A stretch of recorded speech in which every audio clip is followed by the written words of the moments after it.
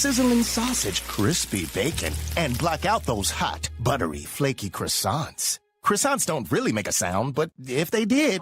For a breakfast that don't miss, Wendy's is that breakfast. Choose wisely. Choose Wendy's $3 breakfast deal. Limited time only. Participating U.S. Wendy's. Select a request $3 breakfast deal to obtain discount. Not valid for a la carte or combo orders. Chicago's Progressive Talk. WCPT 820, where facts matter. I'd like to welcome you to WCPT AM's Out Chicago. Think of us as Sunday brunch with your gay best friends. Now please welcome your host, Scott Duff. And a happy Sunday fun day to everybody out there. Welcome to Out Chicago. It's Scott Duff here. Beautiful morning. Welcome to Fake Spring number 1. I'll take it. There you go, Ellen Miller. How you doing? I'm doing great. There you go. We got Fake Spring going on. When you have weather like this on a Sunday, what's not to like? It's amazing. It's lovely. It's Yeah. going to get cold again.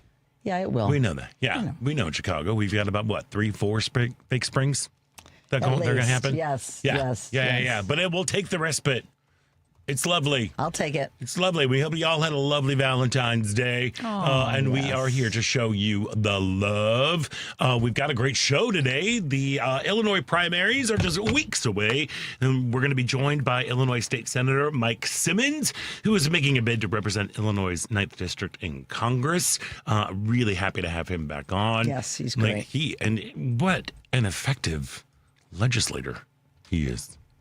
He's been crushing very it. busy. Let me tell you, in the term. Illinois State Senate, I think he's got 50 bills passed. Yeah, tons. He's incredible. He's a doer. Yeah, so we're excited to see what his plans are to win your vote on the primaries coming up on the 17th. And Rivendell Theatre Ensemble kicks off their 30th anniversary season with the world premiere of Alex Lubischer's Pivot, a dark comedy about getting your way, making a scene, and father-daughter dances to the chicks. Award-winning playwright Alex Lubischer is going to be joining us in the second hour. And, of course, you can listen to us live every Sunday from 11 a.m. to 1 p.m. Central on 8:20 a.m. on TuneIn from heartlandsignal.com, or watch the live video stream on WCPT's Facebook page or the Heartland Signal YouTube page. And, of course, we would love to hear from you. The phone lines are open, so give us a call at 773-763-9278. That number again is 773-763-9278. And, of course, you can also, if you don't feel like chatting with us, but you still want to be a part of the conversation, you can text us at that very same number, 773-763-9278. So, hey, how's your week been? Busy. You've been out and about. I was out and about. It's the time of year where a lot of shows are having openings, and we took advantage of it. Kathy and I went and saw 3 wonderful plays. Really, it's an embarrassment of riches. That's say it what all you the say time. every time. But we need a new phrase. It's so true. The Goodman Theater's Holiday. It's an adaptation of a film by Richard Greenberg. From it was written in 1928. Robert Falls, former artistic director, was the director of this show, and it's delightful. It's I love the movie. I gotta see the movie. Much. I want to see the movie now.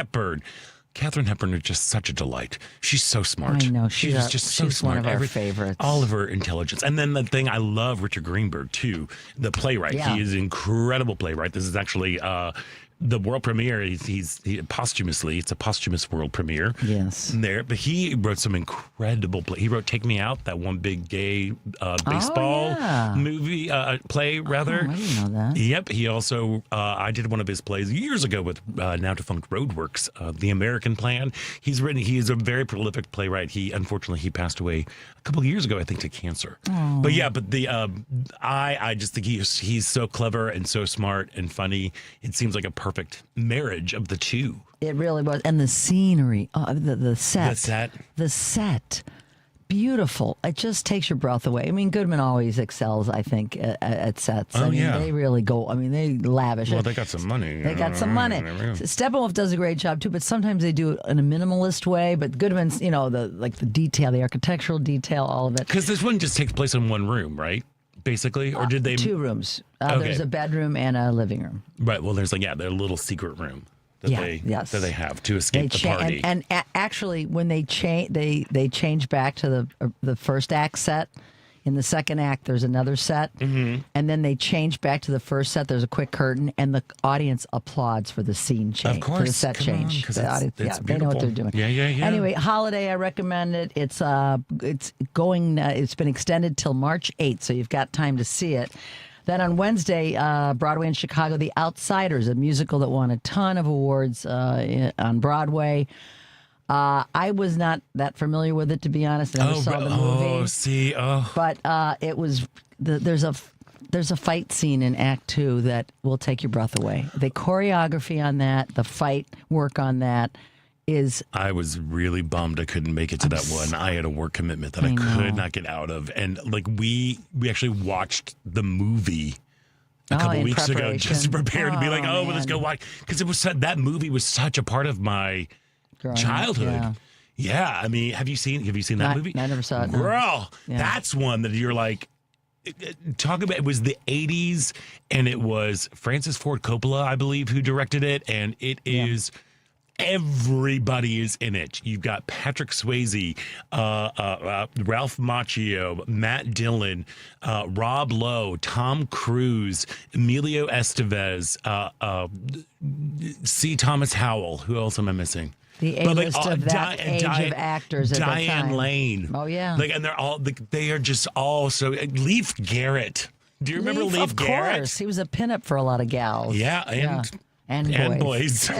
He was on a very special episode of Chips, and Chips was one of those shows that really confused me as a kid. I loved Eric Estrada so much. Did and I you? didn't quite. Oh my God, Eric Estrada. Oh, love him. Love him. Interesting. And I would never have pegged you for going for Eric Estrada. Wow, come on. He was just so exotic and handsome, and that smile. He was. And that Asian. uniform. It was the uniform. It was that the really uniform got it that for him. But pushed it Leif over the Garrett top. was on a special episode where he played himself, and he was in a limo, and they got into a car crash.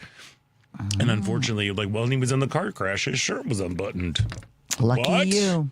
Oh no! Yeah, but sorry, Anyway, that was a big thing. But The Outsiders is really good. It's good. I recommend Didn't it. that premiered at the Goodman, or at least it was supposed to? I think that might have happened during COVID, because I remember it being announced The Outsiders was a part of the Goodman season. I think it might have been during 2020 or 2021. So I don't know if it ever actually happened, but I know it was supposed to be here before it went to Broadway. Well, it's Chicago here now, connections. and it's here until the 22nd of February. And then on Thursday, we saw Comeback Little Sheba at American Blues Theater. Scott and I were talking ahead of time. He's longtime friends with one of the stars, Gwendolyn Wendy Whiteside, who plays one of the key roles. It's immersive. It's only like 35 people. You're literally sitting on the set and around the set in the living room where it takes place. And Are you on love seats and stuff? Yes, there's couches, love seats. We were at a little cocktail table, which I enjoyed. It's great. Yeah. And it's heavy. They warn you. There's some physical and emotional, violence that goes on, and just be prepared for that. Well, William Inge.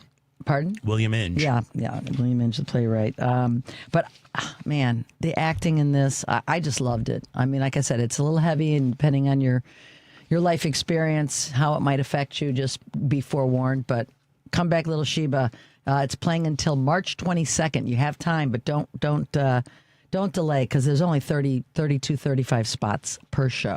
How long is it running? To the 22nd of March. Oh, okay. So we got plenty of time. Plenty of time to go see it. I wonder if they're adding more shows to that. You know what I mean? Like for their schedule, because the house is so small. Who knows? It's a pretty long, and it's running longer than the other two I saw. So maybe that's part of it. The 22nd. Those Broadway and Chicago shows are here for like a week or 2 weeks, generally. unless you're like Hamilton. Hamilton's coming back. Yeah. Talk about that again later when we have more to talk about. But I ran into Doris, and she's excited about Hamilton. And Doris, we, of course, Davenport. Who we Come love on, here, Doris Davenport. good friend of the show. Yep. We ran into a lot of people at going to the shows. But anyway, it's just doing that, going to see shows while we can. And the real estate market is heating up, as they always say, after the Super Bowl. And they're not kidding. This year, it's actually happening, and the weather doesn't hurt. The weather helps. Yeah, I bet. Yeah, so that's my week in review. How about yours, Scott? Well, first of all, I was thankful that I did not work Friday or Saturday. Valentine's because weekend. people are kooky pants out there. Because of E-Day? Yeah. I mean, all the flowers, the amount of flowers that we go Do through. you double your orders or beyond triple? No, it's more like quadruple. Usually there are like 2 pallets of flowers. There are about 7 or between 7 and 10 that show up. That's 27 cases per. And you went through most of them? I don't know. I wasn't there. Oh, you were off. I wasn't there. Thank goodness. Because let me tell you, it is not for the faint of heart. For those warriors out there who are selling flowers, people who are out there shaking cocktails, doing all that stuff, waiting on tables yesterday. You know, my thoughts and prayers were with you all day during that holiday. It's a little kooky pants. It's a little amateurish too, I think. I hate going out on Valentine's Day.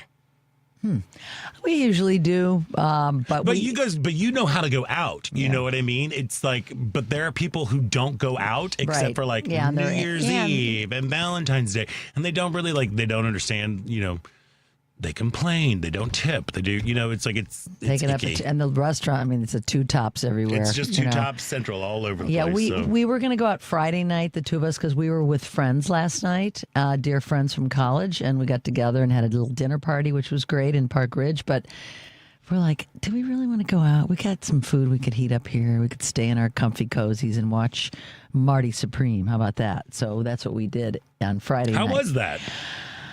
Well, I'm not going to call it my favorite movie. Okay. It's a long movie. It's one of those where you have to suspend disbelief and reality, because when you hear that this is based on a person that was a ping pong star, Right. You kind of think there's some like a biopic kind of a thing, but it's not. It's not realistic. But Timothée Chalamet is, he just can't. I mean, everything he's in. He's really talented. He's so talented. He's so a very talented man. It's weird. I'm not going to say it's bad. We were enthralled. We were just involved. We were like watching every moment, waiting for something to happen, and it did happen. That's good. I mean, we were waiting for something to happen, and it did. I mean, I was waiting for actually like a big thing. I was waiting to like a character in the show. Oh, you didn't like him? And no one's likable. There's no one likable. There's nobody that's really that likable in the entire cast. Oh. Yes. No. Oh, all right. But you come to grips with it. You come after like 2 hours. You're like, okay, I'm not going to like anybody here. Yeah. But I'm going to love the performances and think that this is an interesting story that is keeping my attention. All right. Well, there we go. I So- love that interesting review. Yeah, there it is. There it so is. let me know if anybody's seen the movie. Give us a call. I'd love to hear what you thought of it. Because you're not hearing a lot of people, oh, you got to go see that one. You're not hearing that. Like you're hearing like I'm one not battle after hearing- another. Or I don't know. I'm If I not Had even Legs. hearing like a lot of buzz. Just a lot of chatter. I think there's too much other stuff going on in the world that people aren't talking about. Weird that sort of movies. stuff about movies, Weird movies, too. Which is like, I guess, okay, but yeah, I think we should talk more about movies. But anyway, we ended up we had a double date on Valentine's Day Eve, Right. with our friends Katie and Andrew, and we went out to dinner. Let me tell you, the Warbler right across from Old Town. I love that. I love their Old Town School of flatbreads. Music. Oh yeah, they've got a chicken liver tartine. That is so good. I like goose liver. I don't like chicken liver. Really? No, okay. But You like the foie like the gras. I know, I Even shouldn't. though they force feed I those know, geese. please. Don't remind me. I haven't had it in years. Hey, look, it's delicious. Yeah. I'm with you. on I that. know, it is delicious.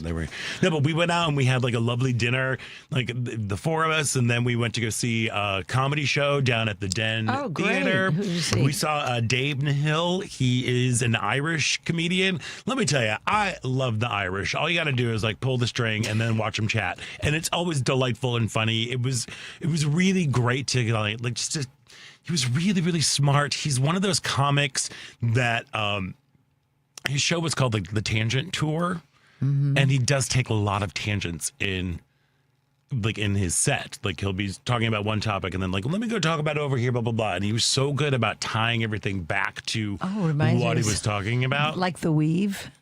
The Weave, what? The Weave. What's the Weave?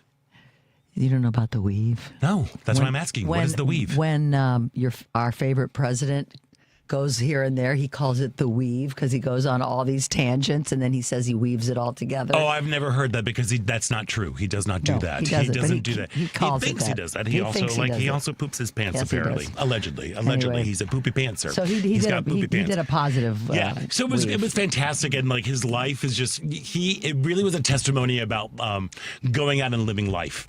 There was a lot of. Some horrible stories about like cliff jumping in Greece and his leg breaking and all this sort of stuff. But it was really kind of it was just fun to be out and about and to be. And for me, I always felt cool whenever I go to the Den. Like I have a hard time feeling cool. I never really feel cool, but like for some reason, the Den Theater, the way like the cool floor and the great bar, The and bar like is nice. it just feels kind of like feels very. It's very just feel very Tony. Chicago's cool spots. Yeah, you feel like you're you just in feel like like you're a coolio. the pulse of cool over there. And then yesterday we had a really stupidly early dinner.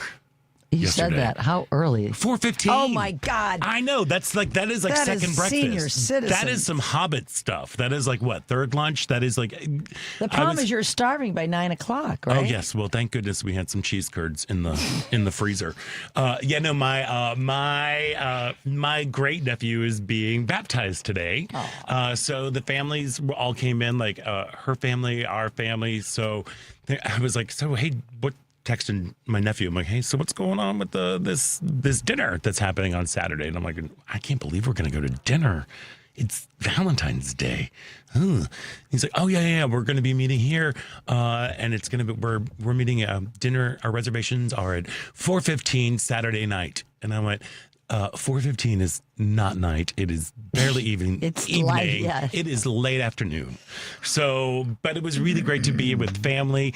Let me tell you, this kid is so stinking cute. I saw the picture. Oh my gosh. He's very adorable. He's adorable. He's a chunk. He is large.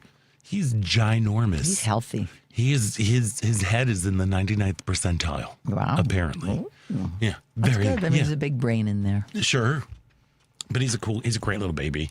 And it was just, always fun to kind of be, again, with family and Yes, and with that's nice. community, just to celebrate this big event that's going to be happening today. So, yeah, I'm not able to go. You're not able to because go because you're working. yeah, I've got this and I got work afterwards and everything. So, but it was just really, really nice. lovely. And then Jerry and I got home at a very reasonable hour, and we because our dog is poor little Emmett. He's having a hard time with stairs. And let me tell you, this kiddo. He will, if we go, we've got a little lofted area, which is where our TV is. And if we are watching something, like, we feel bad about leaving him. and then he'll come up. We're like, oh, buddy, you made it. Sweet thing. So we decided to not make him climb the stairs, and we set up our projector and watched the Olympics. Oh, nice. Yeah, last night. I have been enjoying the Olympics. Every night I watch. Girl, I've got some stuff to say about the Olympics Yeah. a little bit later. We'll on. talk about that later. But yeah. So it was just kind of, it was a great day. I will say our date, it felt very straight. Like I don't know how to say it any differently. It just felt like the 13th felt a little, just felt straight.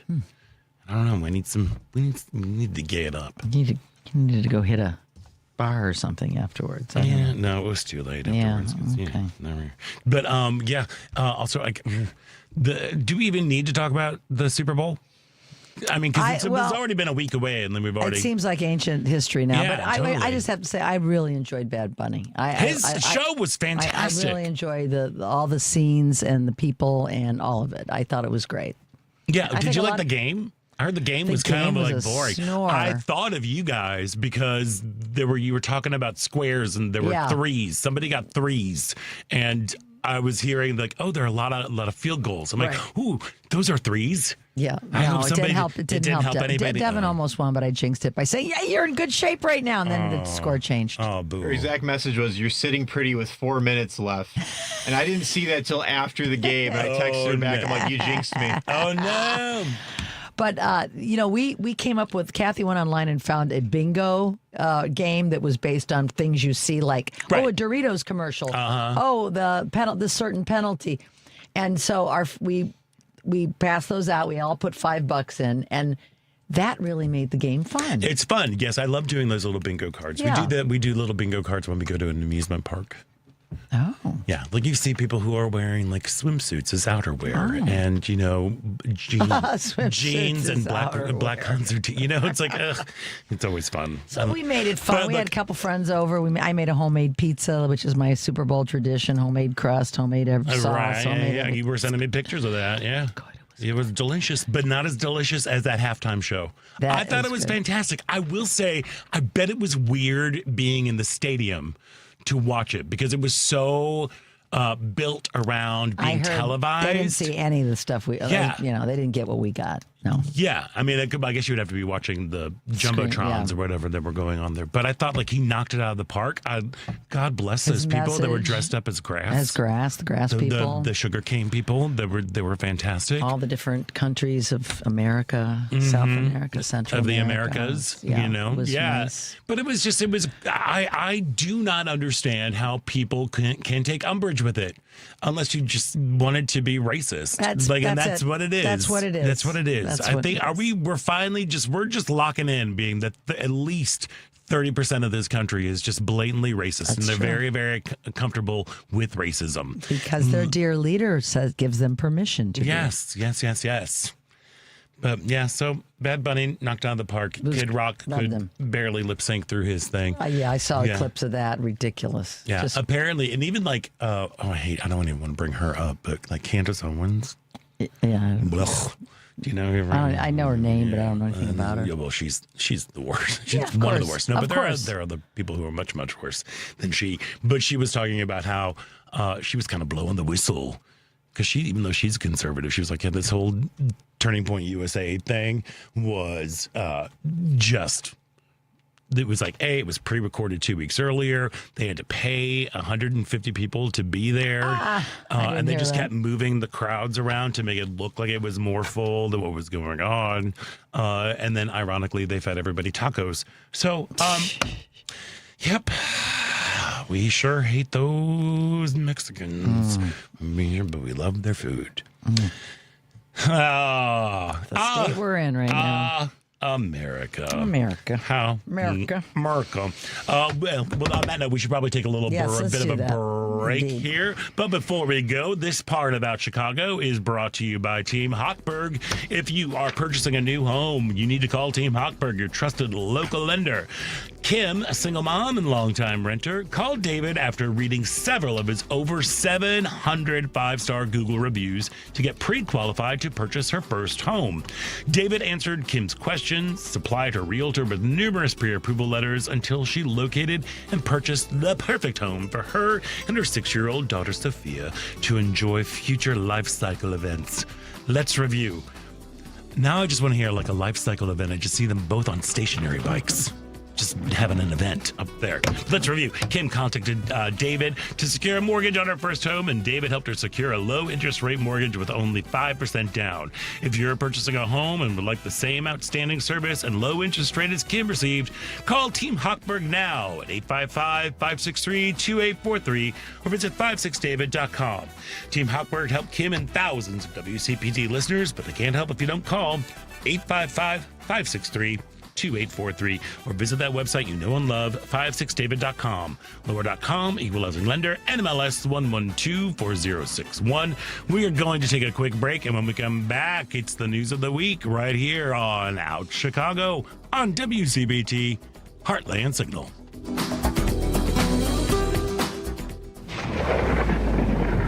The Lightning Strike Radio Show. Our guest today has been Sabah Haider. Sabah made history as the first Indian American ever to be elected to the DuPage County Board. The community doesn't know that there are all these resources that are available that my government is funding and supporting that I can access and help myself and give myself a little bit of that lift and boost, whether it comes to my family, my children, gas, my bills, all of that stuff. So my goal is to be able to do that. Sundays at 8 a.m. on WCPT.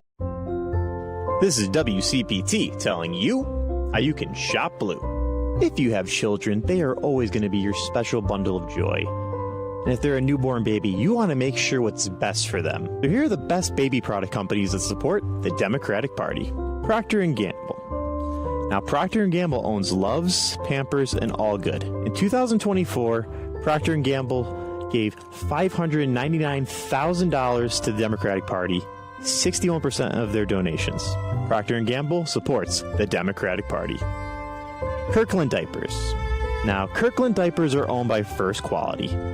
And First Quality does not give to politics, but their employees do, and their employees lean slightly to the left, as $50,000 are donated to Democrats in 2024. This has been WCPT telling you how you can shop blue.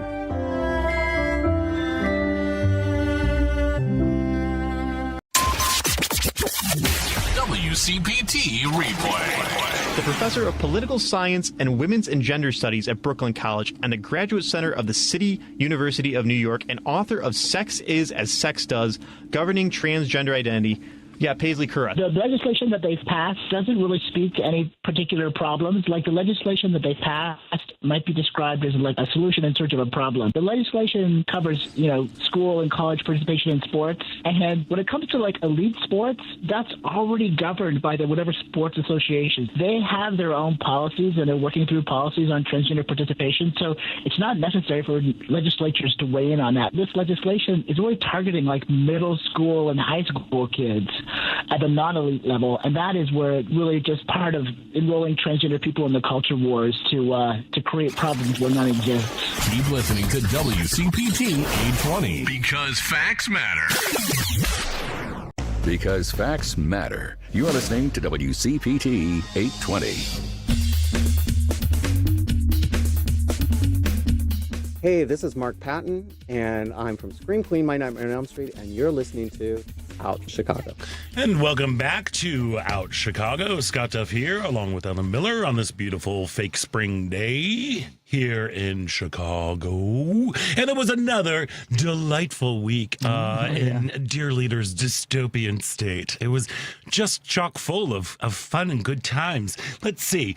The administration erased the scientific finding that climate change endangers human health and the environment, ending the federal government's legal authority to control the pollution that is dangerously heating the planet.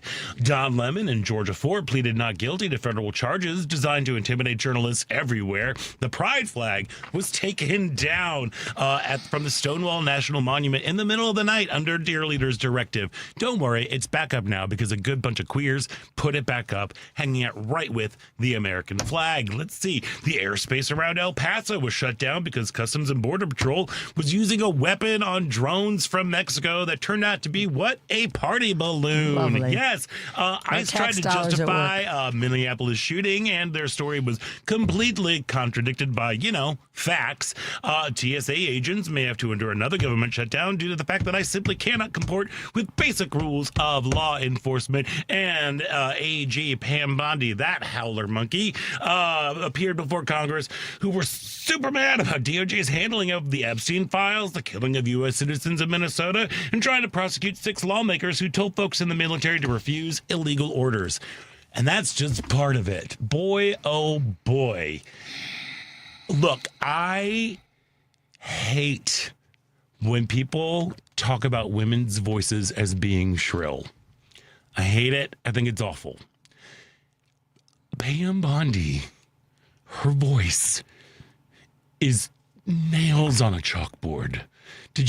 Were you tuned into any of that sort of situation? I saw it kind of after the fact because it was after I saw everything on social media, people talking about it. We were working, but then we took a break and turned it on, and there was plenty of lowlights that they were still running, and so I saw lots of it. Yeah, no, I was listening to it as it happened, and boy, the one thing, look, the internet did provide. There was one word that was unanimously used to describe her. I could not believe how many people used that word to describe her. Which I cannot say on the radio, but I will see you next Tuesday to tell you all about it. And I could not agree. What a monster! Yeah, the word was made for her. What? She is, and Scott, the real telling part was, we're talking about the lives of innocent children, young children, abused sexually, physically, emotionally. And she brings up the stock market and your 401k.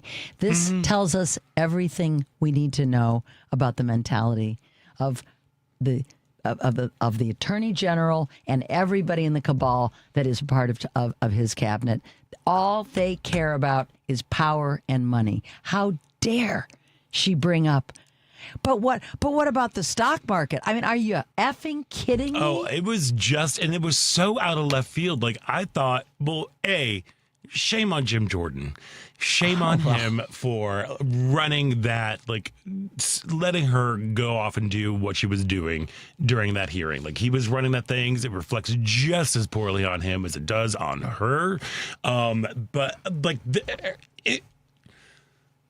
based on previous hearings and like when she had gone to the Senate, like, we knew exactly what she was going to do. She literally took the book from Mean Girls. Yeah. From the movie Mean Girls, she became Regina George, and she had her little burn book of insults and gotchas that she will go out and throw little zingers out at people throughout the entire thing, and never answered a single question. She can't think for herself. She has to have those evil notes. It's not even a question of thinking for herself. It is a question of answering the questions. That's what I mean. She refuses. She refused to answer the questions. Instead, she decides to attack the person who was asking the questions. Was it Jared Moskowitz? He was my favorite up there, who was like, before we even begin, I just want you to turn to the page that has me and just tell me what's going on. Please read the Jared Moskowitz part out loud. And since the Olympics are going to go on, I am going to score you on this, on your thing. She accused what's her name, the fabulous lesbian who calls herself a scrappy dyke. I can't remember. She's Jewish, and she accused her of being anti-Semitic. And she's like, I lost my grandparents in the Holocaust. Like, she just stormed out. I'm like, it's great. But the thing and I'm so glad that I listened to her instead of watching her, because if I was watching through her, I would have reached through that screen. Her looks on her face were just and just open palm slapped her. Like, the audacity. She's like, how dare you ask me, is what her face says. How dare you ask me these questions? How am I supposed to answer them? You're supposed to answer them honestly and under oath, but that doesn't. Even though she's like the one that's supposed to uphold the laws of the land, she does not at all respect the laws of the land. No, none of them do. There is no such thing as the rule of law there is anymore. None with them. It's a lot of despicable. People. It is, boy, a lot. I mean, everybody saw it. Everybody heard about it. I'd love to see her impeached. People have talked about it. She needs to be impeached. She is a disgrace. She needs to go. Miller needs to go. Ding Dong needs to go. Like, it's just, I don't understand how you can get behind them. This is a total fascist regime. Yeah. That they are Power trying the authoritarian aspects that's going on. And one of the things that really just kind of struck me, it really is, Pam Bondi has no shame. No, she has no shame. None. And like, shame, what we think of as like kind of like a bad thing, but like in healthy people, shame can be a barometer that let you know that things have fallen out of whack. If you are somebody who has a core set of values, if you are somebody who has a moral compass, shame lets you know that your actions, your words, your deeds have fallen out of line with what you believe in. And shame kind of puts you back into alignment. I've had some moments where like we've done something that we did not do. You have a conscience about it. And you feel bad about it. I can't do that, and that only works if you operate with a core sense of values. And if you base everything on external validation for power, for status, for approval from authority, shame is nothing to attach to. It is nothing to attach to. And then you fill that void with either being like the hero or the victim. And that's what she did the entire time. Yeah, so you said the words, if moral compass. There is no moral compass for her. Remember, she was the attorney general in Florida during when Epstein's indictments and charges started, and she allowed all of this. I mean, she's been complicit for years. She has no moral compass. None of them do. None of them do. None of them do. I mean, and that whole thing about being like the hero or the victim, she's like, that's why she turned to the Dow randomly for the when Congresswoman Jayapal was like asked the survivors who were there, the brave survivors who were there, to stand up. She could not look at them. No. She refused to look at them. She was speaking to an audience of one. We all know that. Oh, we know that. But with her, it didn't even register to her that she has done so much harm to these women. Yes, by her inaction. Well, and by her actions, by doing a real shoddy job of redacting the documents, by keeping some of the survivors' names intact, their emails, their addresses, pictures of them, but protecting all of the powerful men. All of them. All of the powerful men. They've been redacted. It does not sink in that she has done any sort of harm whatsoever. No, because her 401k and her investments are doing well. That's really all she cares about. Yeah, but then so what she does is she goes on the attack. She pulls out that burn book. She's, accusing people of being anti-Semite. She's she's pulling out random things about that happen in their districts. It's like, well, that's not their job. They're there to represent the people here. There are other things that are happening within the local government that they should be taking care of. But it's just... the actions of a guilty, shameless, disgusting, despicable woman with no moral, a person with no moral compass. Those are the actions. We saw it on display. I know I don't understand how more people don't are on board with that. How they can see her as like she's doing her job. Well, she's doing a great job. His popularity is going down, but now, as you've heard, the Gallup poll has decided they are no longer going to be in business. What is that about? Now that who knows what the ratings look like, now this week after the Pam Bondi testimony. Who knows? I know. What did they say to the Gallup poll people to make them yank that we're not going to do favorability? They probably had compromise on whoever runs it. I don't know. Blackmail. Maybe they were in the Epstein files. God only knows. I don't know. It is just it's corrupt. Yeah, but watching it was a disgrace. Watching her performance, whatever. It was just nothing but political theater that was going on. She deflected every question. She didn't answer anything. No. And it's just like we're asking basic things like, why did you do such a bad job redacting these files? Why haven't you released more information? Why are you spying on members of the legislature who are looking at these files? Yeah, that seems like illegal what she did there. I mean, they're entitled to look at them as they wish.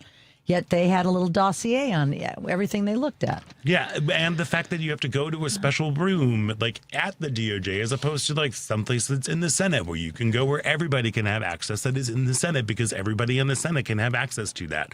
There were only 4 computers in this room, and there were usually 2 other people in there reading a book. Wink. Mm-hmm. It's just shady.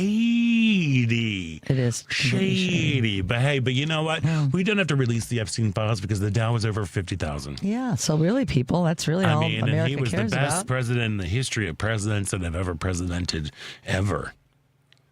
Jeez. They've been thick as thieves for years. You've seen the pictures of the 2 of them. Of course, because she has helped cover it up ever since it was in Florida, and she's just doing her job there again. Yes, she is. This is where we need Congress to step up. We need Congress to step up and do their job, to remind the rest of Congress that they are actually an equal branch of government with the executive. And with the judicial, because that Supreme Court, I'm like, you're all just shady as well. Anywho, a lot to be mad about. There is a lot to be mad about, and hopefully we'll get some people into Congress who will actually start demanding Congress do their job. Yes. And we are going to take a quick break right now, because coming up after the break, we are going to be speaking with one of the candidates who would like to have that job in Congress, Illinois State Senator Mike Simmons. So stick around. You're listening to Out Chicago right here on WCPT Heartland Signal. The Family Meeting. We almost still have no choice but to vote because the other evil is really, really evil, right? Where some folks are just like, my life doesn't really change because, it's not going to really be that bad for me. No matter who wins, my life goes on. But if this other one wins and he's targeting certain groups, if I'm in that group, I'm screwed. Yep. Sundays, 4 to 6 p.m., The Family Meeting. Excuse me, miss. Can I ask you a question? Sure. Can you recommend a bank that offers a full suite of commercial banking products along with excellent service? Yes, ABOC. What about a bank that has been in Chicago for more than 100 years and really understands the local business climate? ABOC. But I manage a labor union. Can you recommend a bank that really understands how labor unions operate and what banking products they need? Again, ABOC. ABOC first opened its doors in downtown Chicago in 1922 and understands the local business climate better than anyone. ABOC was founded by labor unions and still has union employees and shareholders today, so they really understand how unions tick and how their needs may be different. But whether you're with a labor union or another type of business, whether you're large or small or something in between, ABOC will always make you feel like you're their most important customer. Visit ABOC.com to learn more. Wow, thank you, random person on the street. I'm going to visit ABOC.com today. Member FDIC.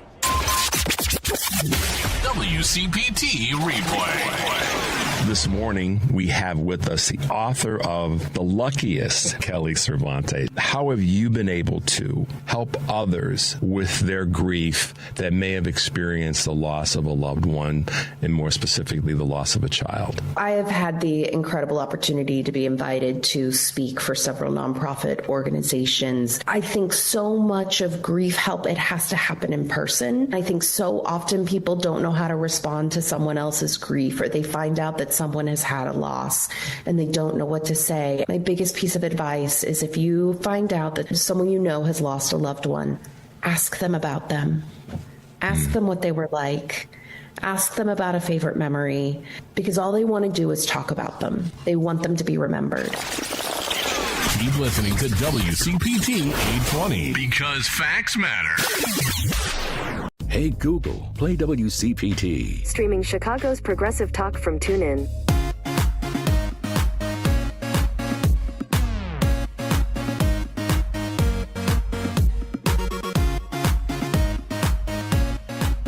Welcome back. I'm Fazia Mirza. You're listening to Out Chicago on WCPT. Welcome back to Out Chicago. Scott Duff here, along with Ellen Miller, rolling along on this beautiful fake spring day. One thing that's not fake is that the Illinois primaries are coming up. They're just weeks away, and we want you to get to know the candidates. And joining us now is one of the folks vying to represent Illinois' 9th District in Congress, our good friend of the show, Illinois State Senator Mike Simmons. Senator Simmons, welcome back to Out Chicago. Thank you. How are you? We're doing great. The sun is out. We're getting all fired up. We're just looking at like the ridiculous little circus that was happening in Congress this week, and we're really hoping that somebody will go to Congress and actually remind Congress that they are an equal branch of government and to do their job. Yeah. What do you think? Possible? Right. Well, absolutely it's possible. It's funny because I was just out. I'm in Uptown right now, in the Uptown neighborhood, and I'm interviewing with someone about why I'm running for Congress. Mm-hmm. And I just was saying that I think that we need people there who it doesn't seem like they're not there. I mean, I feel like we don't have effective representatives at all in Congress right now that meet the moment. And that's what a lot of voters are saying. They're saying that they feel like fascism has taken over our country and Congress is just sort of being pulled along and is not doing anything and not pushing back and not exercising oversight. And that's not my style, right? I mean, I'm running for Congress to come in with the fire and to stop this madness and to write the next chapter of American history. What's keeping them from doing the right thing, Mike? I mean, I don't know. I think you'd have to ask them, right? I mean, somebody asked me that this morning too, and I said, I don't know. I think I can tell you my thought is they're probably just out of touch. I think they're complacent. I think a lot of Democrats are complacent, and it's really getting us into trouble. I think that there are Republicans that have been co-opted by Donald Trump, and they're afraid of him. They're afraid to push back. They're afraid of him primarying them. Right. Even in the United States Senate, right, at the highest levels of government. And so I think that's why, Congress is sort of just sitting right now while Trump is taking us into wars, is issuing executive orders every day that take away our rights. And it's just wanton destroying our democracy. Mm-hmm. Yep, you hit that one right on the nosy. Yeah. Look, so you're one of the things that I love about you is you are always out in the community. You are out finding out what people need. You're talking to folks that's going on. Right now with your work as a state senator here. So during your time on the campaign trail, what are the issues folks in the 9th are most concerned about? Yeah, I was just out door knocking just yesterday and about to be out again in a couple of minutes here. And the thing I consistently hear about is two things. One, just everything is so expensive, the cost of living. And Uptown and Edgewater and Rogers Park, people are feeling rent increases. They are concerned that hedge funds are buying buildings and turning them into luxury rentals, buying single-family homes and turning them into investment properties. And we don't see Democrats in Washington talking about that because they don't understand it. They're out of touch. They don't live in these communities. They don't feel the pressures of everyday people. In the suburbs, people are worried about that as well. I was out in Cary, Illinois, and I had a voter tell me that she struggled to find a one-bedroom apartment for under $2,000 for a family member, and that's 50 miles west of Rogers Park. Wow. Wow. Yeah. I mean, so affordability is definitely up on everybody's list. I know last week I ran out. I needed toilet paper and 2 frozen pizzas, and it was $35. I'm like, what? Wait, what? Yeah. What the heck is going on here? And look, the housing crisis. That's something that I really want to talk about, and because I do think it might be for another day, but I do think Airbnb and all of these places like VRBOs, they are ruining the housing market for so many people because they are buying up homes and people aren't living there the whole time. They're just renting them and making money. And it's that. Yeah. How do we put that genie back in the bottle? Well, it's a complex situation, but my platform, which, by the way, I want your listeners to go to MikeSimmons.org, go to issues. I've got a whole section on this. I think that, the first thing I would do would be to bring forward legislation in Congress to stop hedge funds and private equity firms from buying up buildings and turning them into investment properties. I think we need a national moratorium on this because it's not just affecting the 9th Congressional District where I'm running for Congress, but it's a problem affecting American cities where, if we're not careful in a few decades, the cities will just become places only the very rich can live. And I don't think our artists don't want that. Our longtime residents don't want that. Our families don't want that. And so our cities are what they are because of the people that live there. So we have to think bigger on this and have, I think, a lot more imagination in terms of policy. I also think that we should tax billionaires. I think that we should increase the tax on capital gains. We should close offshore tax havens where tycoons are holding their investment gains and they're not paying into new schools or into public housing or into healthcare, Medicaid, Medicare, and Social Security. People in Congress have not been effective communicators or fighters on these kind of generational issues. And I think I represent that generational shift. I really do. And I think part of them take advantage of those loopholes in those offshore bank accounts and the hedge funds and all. They're talking about limiting the ability of Congress people and senators to own stock because it changes how they feel about things. They make decisions based on their wealth and not on the good of the people. I think is part of the problem, don't you? That they're part of it. They're part of the elite. Yeah. Well, and a lot of people in Congress take donations from real estate and other groups that they want something in return. I mean, look, even in this congressional race, one of my opponents has taken thousands of dollars from some of the same donors who give to Donald Trump, that give to Ted Cruz, that give to AIPAC, and other groups that, we know that when people give money like that, they're going to expect something in return. Sure. Even if it's, just not being a leader on certain issues that the district needs you to be a leader on. And so, I'm running as a working class candidate. I'm a top contender in this race, despite the fact that I don't have millions of dollars in dark money coming in for me, or rich donors around the country who are trying to have influence and want someone that's just going to take their cause. I'm doing this for the people that live in the 9th District, the people that are feeling priced out of housing, the people that can't afford their first home, the folks who are completely going without health care, and our seniors who don't have a pathway to retirement security, and our immigrants who are afraid to leave the house and operate their business because of ICE. Yeah. Well, I mean, and that's one thing that has always endeared me to you, because you, like you said, you come from a working class background. You understand the people, like you understand regular people, and you understand that corporations aren't people. So, which leads me to be like, hey, we need some campaign reform, finance reform. You know what I mean? Totally. Like Citizens United has got to go.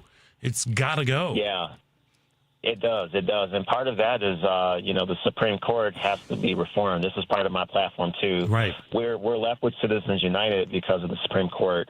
Corporations are not people, and I think we need to shift from that model. And we need to go to a system of public financing of campaigns where working class candidates would get small dollar matches or other support, so that they don't have to call rich people around the country all day that they don't know, and just hope that they, decide to support them. I think we would have a Congress that starts to look more like America. And I definitely think that I look like a part of America that is woefully underrepresented in Congress, whether it's as a black and LGBTQ person, as the son of an Ethiopian asylum seeker, and as someone who grew up in public housing. I think that's a set of lived experiences that are woefully underrepresented. 100%. And if we make reforms to that, then people wouldn't be afraid to stand up against authorities, because now they're all afraid about being primaried, and with the billionaires throwing monies at whoever's coming at them. But that to me is like, I've been singing that song for a while. And our time is short with you. I know this administration has also been very, very big with attacks on the LGBTQ community, especially trans folks. And as somebody who is a part of this under this big, beautiful LGBTQ umbrella, how are you prepared to stand up for LGBTQ rights? I think it's just being exactly who I am. Being out and proud, openly gay, state senator. I'm the first openly LGBTQ person to serve in the Illinois Senate. I had my 5-year anniversary actually just on Friday, on February 6th, since I took the oath of office, making that history. And if I were to win the March 17th primary, I effectively would become only the third black and LGBTQ person to ever take the oath of office in the U.S. House of Representatives. That person can come from, Keep going. That person can come from the 9th District. Our district is primed to make that kind of history. And I think it's just that. It's showing up. It's being outspoken, speaking truth to power, pushing back on the bigots and the right-wing ideologues that continue to target trans youth and LGBTQ communities writ large. And then it's I'm not just interested in stopping Republicans. I want to fight for more rights. I think this is something the Democratic Party has to reckon with. Is there too many people that are just reactive to Trump? And what we need to do is respond, and then we need to be willing to seize the narrative and communicate to voters what they're actually struggling with, and then paint a vision that inspires them and makes them see their life improving as part of that vision. And we need to start winning elections, and that's I think something will be a force to be reckoned with by Donald Trump.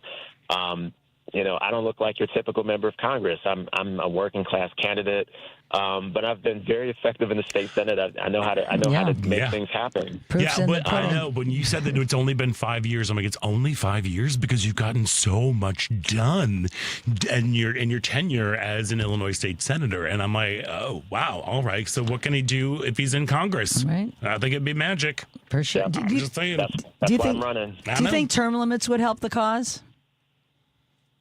I really do. I think people are staying in Congress way too long. I think we need to take away lifetime appointments on the Supreme Court. That's part of my platform. They need to be taken and rescinded. I also think we need ethics reform. We need to ban congressional stock trading. I would go further in terms of the kind of disclosures that we should require of people who serve in Congress, and definitely our Supreme Court justices who are. We've read stories about Supreme Court justices taking vacations paid for by political insiders.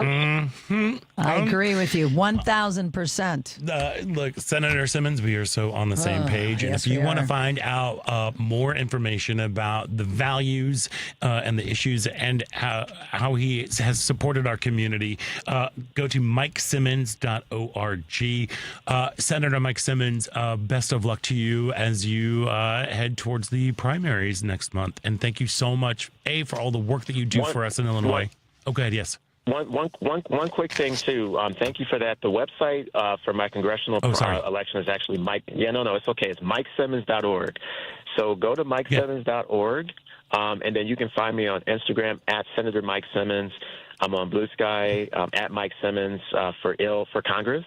And I'm on Facebook, Mike Simmons for Congress as well. All right, MikeSimmons.org. Wishing you all the best. There we are, wishing you all the best, and thank you for taking time out today. Good luck. Mike. Thank you. Thank you. All right, we've got to take a quick break, and when we come back, it's the second hour of Out Chicago right here on WCPT Heartland Signal.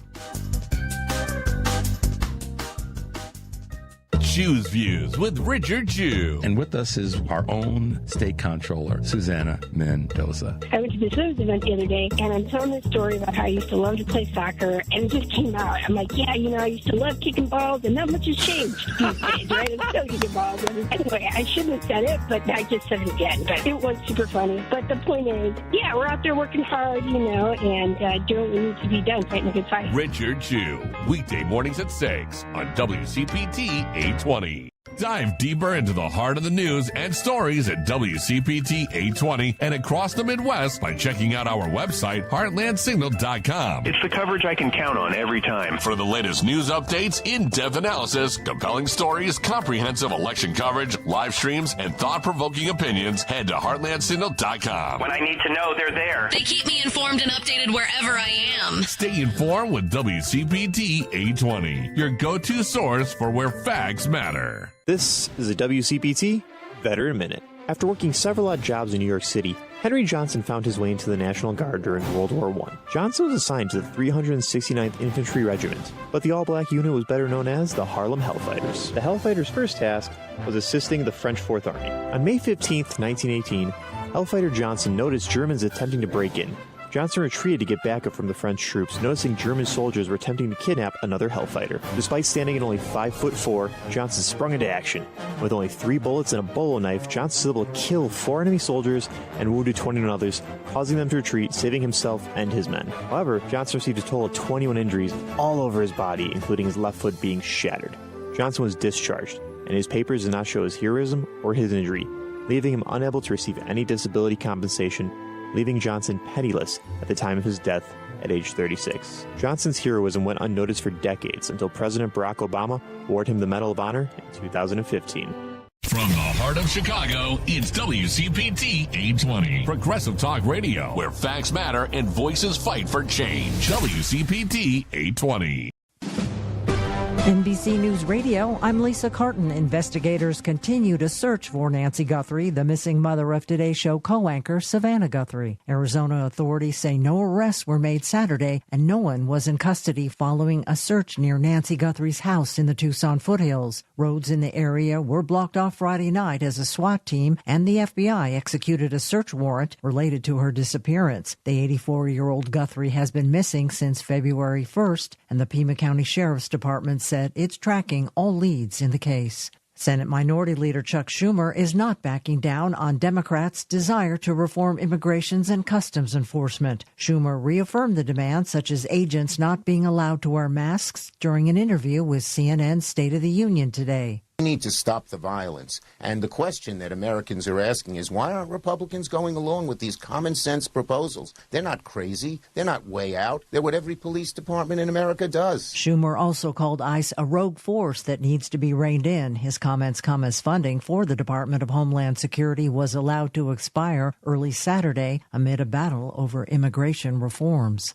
Ukrainian President Volodymyr Zelensky is thanking President Trump for his support ahead of upcoming peace talks with Russia. Jim Forbes has more. In a post on X Saturday, Zelensky revealed he had recently met with envoys of President Trump. Zelensky confirmed the trilateral talks are scheduled in Geneva, Switzerland this week. He went on, promising the Ukrainian negotiating team will soon present the country's position. And the eyes of the basketball world will be fixed on Los Angeles tonight for the NBA All-Star Game. This year's game will feature a three-team round-robin tournament that features a Team USA versus the World format. It comes after festivities on Saturday night saw Damian Lillard win the three-point contest. And you're listening to the latest on NBC News Radio.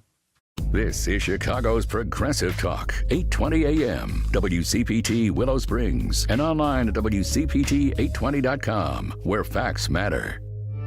From energy to public health, extreme weather, the economy, and more, Climate Connections makes the global local. Hear it weekdays during the Tom Hartman program and during Joan Esposito, live, local, and progressive, right here on WCPT 820, Chicago's Progressive Talk, where facts matter. Around the Town, Chicago, with Al Vesloff. My wife wants to yell at me. Jane? Hi, I wanted to tell you, I think you said Jane Hathaway. It's Anne. Anne Hathaway. Well, that's Frank said that. That's Frank. That was Frank, but he was thinking of you, that's why. Okay, go back to getting dressed. I knew she was going to call, because I knew she was listening, and you make a mistake, Jane will get you. So every time. Sunday afternoons at 1 on WCPT 820. David and Cassie have about $970,000 in a mix of IRAs, brokerage, and bank accounts. They're 71 years old. They retired in 2018. And they came into Brookfield Tax Planning for a free second opinion tax review and to have their taxes prepared. The couple was stunned to discover they have overpaid income taxes by over $45,000 since they retired. Their hard-earned retirement money lost forever. Their accountant does their returns after the year is over, when it's too late to save much.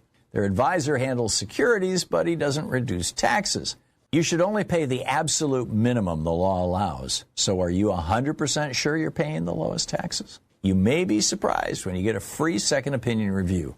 Call Brookfield Tax Planning at 708-485-3439 or visit BrookfieldTaxPlanning.com.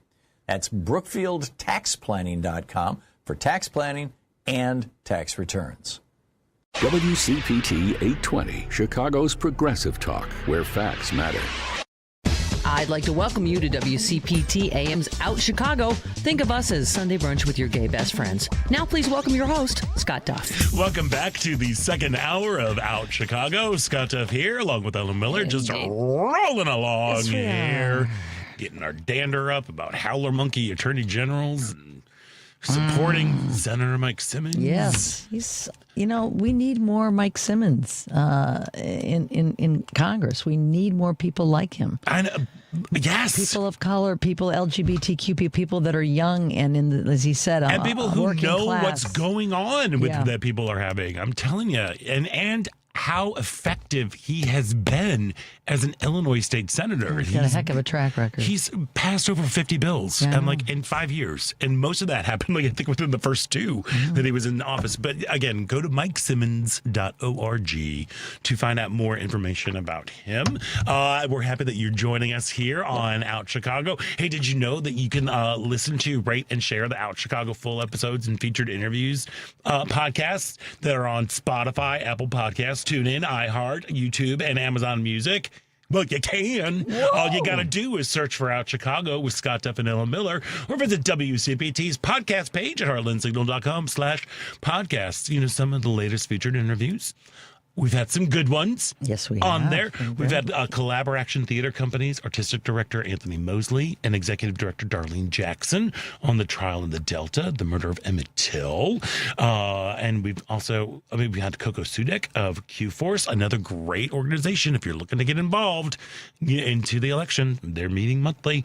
We've had August Spree, senior manager of special events at the AIDS Foundation Chicago for World of Chocolate on February 27th. Tickets are still available, and you can see me there passing judgment because I get to be a judge and eat all the chocolate. It's a tough job, Scott, but somebody has to do it. I know. We also got some interesting people like I don't know, Susie Eddie Izzard, John Waters, Leslie Ann Warren, just them, just those people. Anyway, and probably our next guest, which I'm very excited to have on here, because Rivendell Theatre Ensemble, Chicago's award-winning theater company dedicated to elevating women's lives through the power of theater, kicks off their 30th anniversary season with the world premiere of Alex Lubischer's Pivot, a dark comedy about getting your way and making a scene. And joining us now is award-winning playwright Alex Lubischer. Hello, my friend. Welcome to the show.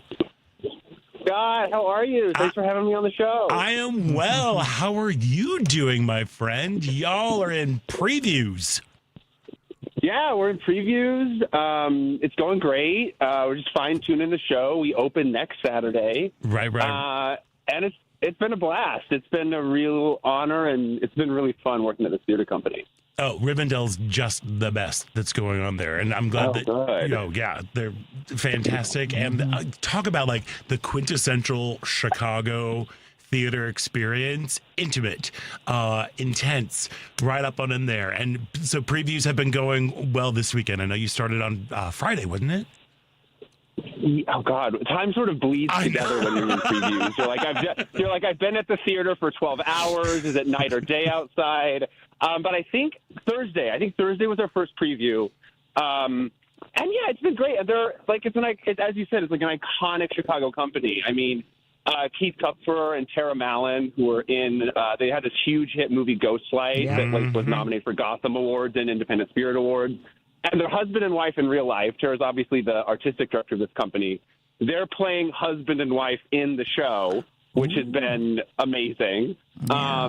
Both just to see their performances and also their just the married couple dynamic in the rehearsal room has also been so fun and amazing. And you get a peek into the domestic life. Right. I mean, it's like an all-star cast. There's 5 actors, and Hallie Gordon is coming back. So Hallie Gordon was she ran Steppenwolf for young adults at Steppenwolf for years and years and years, and she's an ensemble member at Rivendell. And she's been at the only theater on the East Coast, and she came back. And she must love the play because she came back. We started rehearsals January 5th. She came back for the worst part of Chicago winter to direct this play. Thank you, Hallie. Kudos and very, very eternal gratitude to Hallie for braving this winter again. I love it. So, Alex, since Hallie loves the play, can you tell our listeners a little bit more about your new play, Pivot? Yes, yeah. So Pivot, I grew up on a farm in rural Nebraska. I grew up queer. And so I've really... I've always been interested in women and queer people in rural spaces. And so the play is set on it's countryest play I've ever written. And it's also simultaneously the most woman-centric and queer play I've ever written. It's about this wedding, and it's going to take place in this barn. I can't really give a spoiler, but very early in the play, a catastrophic, psychotic thing happens that throws everything into a tailspin, that plays a dark comedy. I think all my plays are sort of you want to make people laugh, and then you want to make them gasp, and then you want to make them cry at the end, and that's sort of the goal. And so it's Kara is the main character. She's this bride who thinks her whole life is going to be mapped out a very certain way, and it turns out by the end of the first act that is not the case. Right. And she sort of goes on this quest, mission, rampage to set things right. And the way I was telling my partner this, the way that I know the play is really working is I like, it's an intimate space. You can kind of see the other audience across the theater. It's in the round, right? And I sort of find, you sort of people watch as a playwright. You're like, okay, how's the audience feeling? And I find like a gay friend of mine who's in the audience. And if every time the bride is on stage, their mouth is sort of like, oh my God, this woman is iconic. I'm like, okay, great, the play's working. Like the play is really firing on all cylinders. Always use the gays as a barometer. That's a little bit about the play. The gays are the barometer. The gays are the barometer. The gays are the barometer. That could be the subtitle under the title. But yes. Alex, yes. Is it tough to balance the humor with like some of the darker emotional elements of the play? It is. Well, if we're doing our job right, you're going to see this play and you're going to think, that was so easy. They just made it look so easy. And I think we are making it look pretty ezy. But it requires a lot of work, right, to make it look easy. Yeah. I started off with that, just workshopping the play. It was my thesis at Yale when I was there for studying playwriting, and then I took it all the way to Nebraska for a workshop. So I've been working on the script for a while, and now it's really out of my hands, and now the work is really in the hands of, again, this incredibly talented cast, and they're finding that balance, and that's what's so exciting is I talked with my assistant director, Eric, and we check in after the show, and he was like, I was sitting next to this woman, and by the end of the second scene, she was crying, and then she was laughing, and then she was crying, and like you're accomplishing your goal. This is the goal, is to sort of put people in this sort of blender of emotions. Yeah. So full disclosure, Alex and I are friends. I can tell. Yes, we are good buddies, and my husband also happens to be an ensemble member at Rivendell. So I know the event. So I'm like, oh my God. So it's based on something that you. No. I just know. Just because we're friends, and I know things. Okay. We'll all know things if we see it, right? Yes, and you all know things. Yeah, you all know, and the fact that it is in the round, that also kind of. I'm like, whoa, wait, and in Rivendell, because it's a very intimate space. What was the rehearsal process for you as a playwright? Like, were you in there? Were you making changes as the rehearsals were going, or was it kind of like, nope, the script is locked and on day one, and we're going forward? Yeah, no, I'm in the room almost every day, the script hasn't like totally changed, but I think it's changed by at least like 20% maybe. Okay. Yeah, the actors will show you something and you go, oh, I want to make that a part of the play. Or you have a little confab with the director after a particular scene and you say, what if, I don't know, there was a scene involving like porn and we had this whole talk about it and we're like, maybe we don't need the porn scene. And so now the play is still very sexy, but there's no porn scene anymore. Okay. So there's a lot of changes range from like, oh, we're going to tweak this line to like, we're changing the whole like first 5 minutes of the scene. Yeah. Yeah, see, this is what I love about the rehearsal process and the preview process, which a lot of folks out there don't really, you hear these things like previews, especially when it comes to like a world premiere. What usually happens is you will have a performance like on Thursday night, and then Friday you'll have rehearsal during the day, and talented playwrights such as yourself, Alex Lubischer, with your new play Pivot that's going to be at Rivendell Theatre Ensemble, will come in and like have new changes, and so you'll, based on what the audience tells you, how they're reacting and responding, then the actors and directors, the entire team comes back. They tweak it a little bit and then they perform it again to see how that works. Then you go back and you have more like it's definitely like how the sausage is made. But as an artist, it is such a fun process to go through all of that. Have you been? I mean, and with the cast and crew that you have for Pivot that's at Rivendell Theatre Ensemble, it's just gonna be like chef's kiss. Has it just been a blast? It has been a blast, and you're right. Like it's a play is like it's like a blueprint for a theatrical event, right? So it's not like editing a book where it's just you and your editor, and you're always looking at a screen or a draft, like a manuscript. You can't really tell how a play lives and breathes in a room, and where is it funny and where is it sad. You can't really tell until you have great actors doing it in front of you and creating it in space. And so that's really where the magic happens, and it has been a really magical process for sure. Is there any one moment where there's like a big surprise that the audience reacts to? Yes. Oh.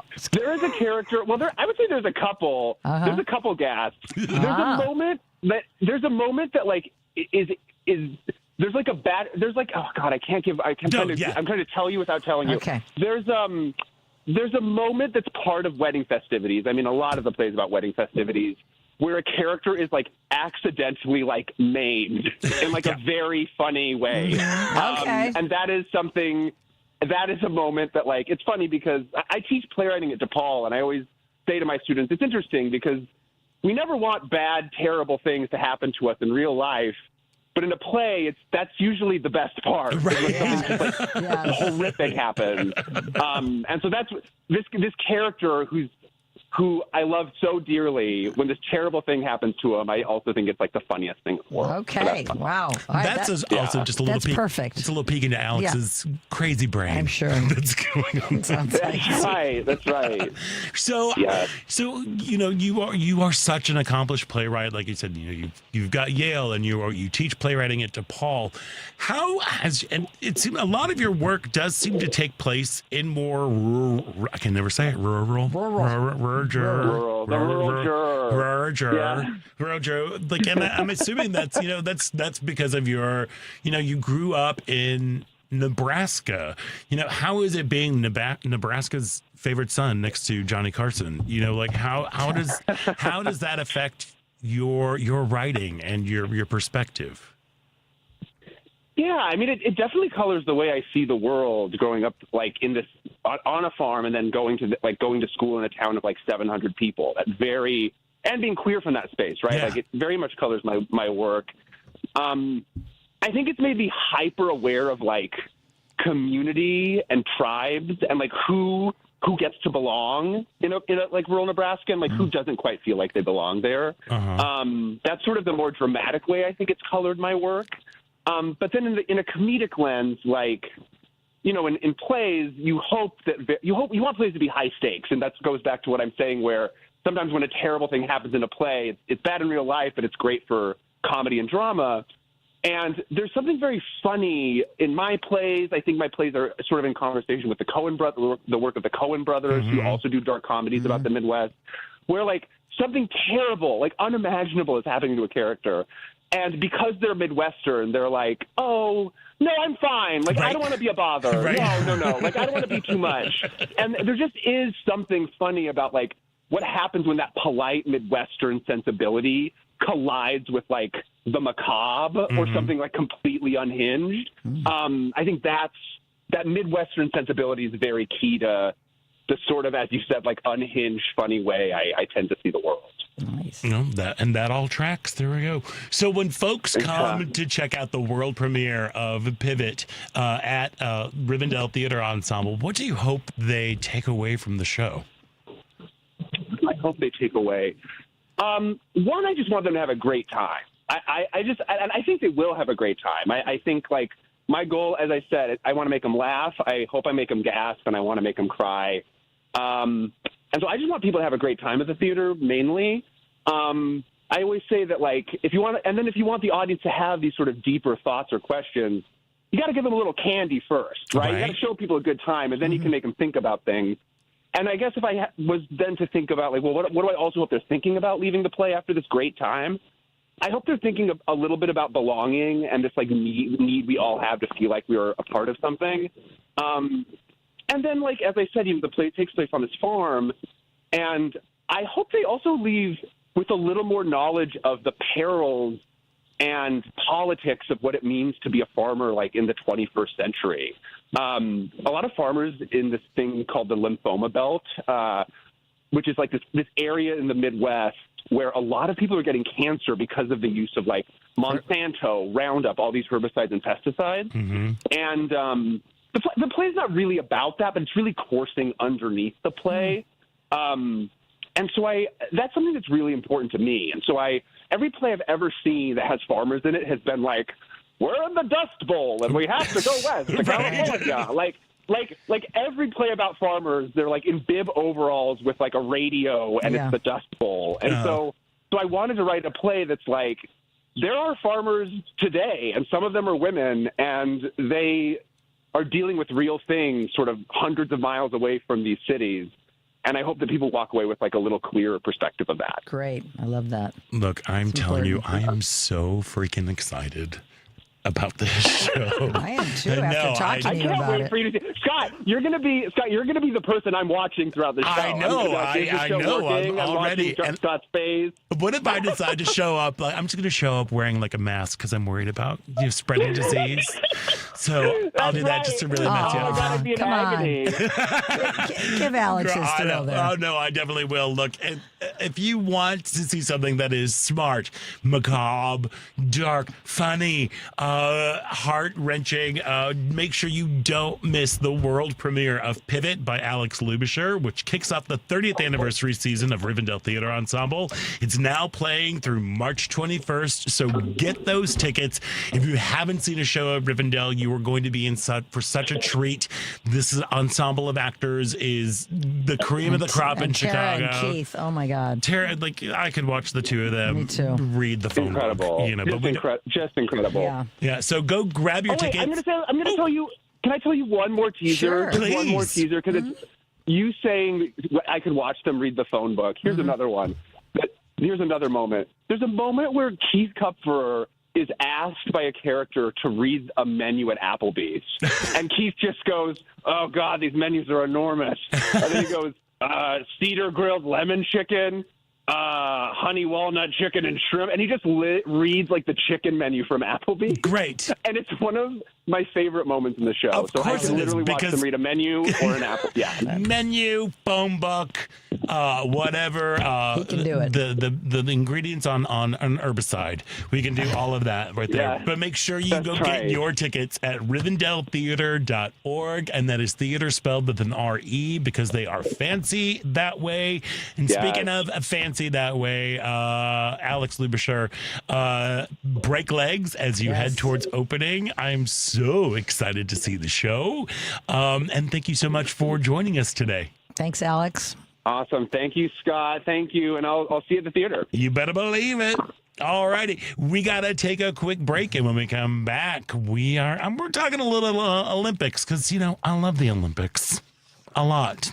So stick around. You're listening to Out Chicago right here on WCPT Heartland Signal. Where are they now with Art and Bobby? Dear adventurers and heroes, I am there to witness the truths you dare not admit. Carlos, I wish I knew you in high school. You would have wrote me a wonderful letter to the teacher, huh? That is wonderful. He can't come to school now. There we go. He has a dentist appointment. I used to go, I didn't bring my homework because my dog ate it. You didn't have a dog? Oh, yeah, I do have one of those stuffed animals. You ever seen it? The devil gets into them. Listen to Where Are They Now Saturdays at 10 a.m. Hey, listen. This is a WCPT Civil Rights Snapshot. In August of 2022, American Airlines hosted the Bessie Coleman Aviation All-Stars Tour, celebrating the 100th anniversary of Bessie Coleman performing the first public flight by a woman of color. Bessie was a phenomenal pilot, but her path to get there was far from easy. When Bessie was 23, she moved in with her brothers who were returning from World War I.